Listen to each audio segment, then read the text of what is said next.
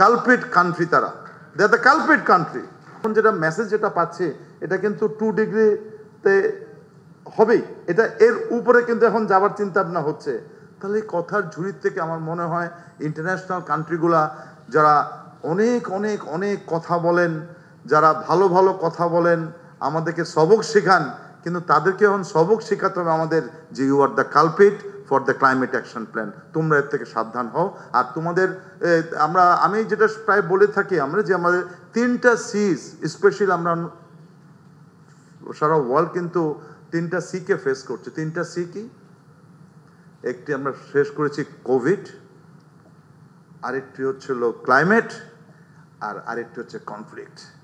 এই whole world কিন্তু এখন কনফ্লিক্টের মধ্যে পড়ে গেছে, এবং তার জাতাকলে আমাদের দরিদ্র দেশগুলো কিন্তু আরো বেশি স্পাইরাল এফেক্ট হচ্ছে। কিন্তু প্রত্যেক দিন কিন্তু এফেক্ট হচ্ছে। কিন্তু আজকে ইন্টারন্যাশনালি অনেকে জবলেস হয়ে যাচ্ছে, আমাদের লোকালি আমরা জবলেস হয়ে যাচ্ছে। অনেক বড় বড় কোম্পানিগুলোকে কাট করা হচ্ছে, জব কাট করা হচ্ছে। এই চ্যালেঞ্জগুলো কিন্তু রয়ে আছে। সুতরাং আমি মনে করি যে আমাদের সারা বিশ্বকে এগিয়ে আসতে হবে, এবং আগামী ভবিষ্যৎ প্রজন্মকে সুন্দর দেশ, একটি সুন্দর শহর দেওয়ার জন্য আমি মনে হয় যে আমাদেরকে এগিয়ে আসতে হবে এই ক্লাইমেট ফান্ডের লাস্ট COP28-এ আমরা বিভিন্ন ফোরামে কথা বললাম। আমি ইউনাইটেড নেশনসে কথা বলেছি।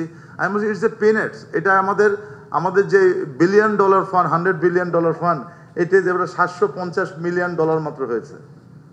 I like to give a thanks আমার সলিমুল্লাহ ভাই, আমাদের মারা গেছেন, আল্লাহ বেহেশত নসিব করে ওনাকে। উনি কিন্তু একটা ভয়েস ছিল আমাদের জন্য, সারা বিশ্বের জন্য একটা ভয়েস ছিলেন আমাদের ডক্টর সলিমুল্লাহ স্যার, যে এই ক্লাইমেট চেঞ্জের জন্য ফাইট করেছেন উনি।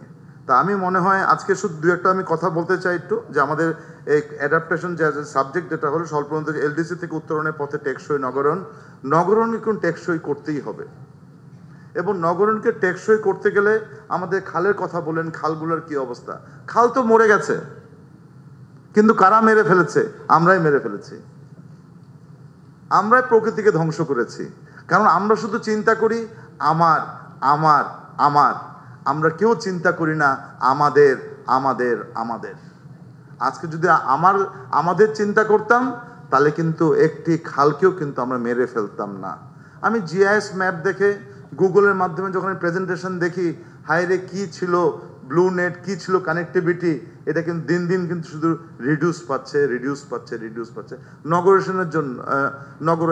আরবানাইজেশনের জন্য। আমি তো বলি যারা ডেভেলপার কোম্পানি আছেন, তা আমাদের কোনো অসুবিধা নেই ডেভেলপার কোম্পানি, আমরা ওয়েলকাম জানাই। It's a business for development কান্ট্রিতে এই ধরনের ডেভেলপাররা। কিন্তু আমরা খালটাকে মেরে আপনারা বালি ফেলে দিচ্ছেন, ড্রেজার দিয়ে ভরে দিচ্ছেন। কোন দিকে ড্রেজার দিয়ে কি বালিতে ভরছে, ড্রেজার দিয়ে কোন জায়গা ভরছে তার কোনো চিন্তা নাই।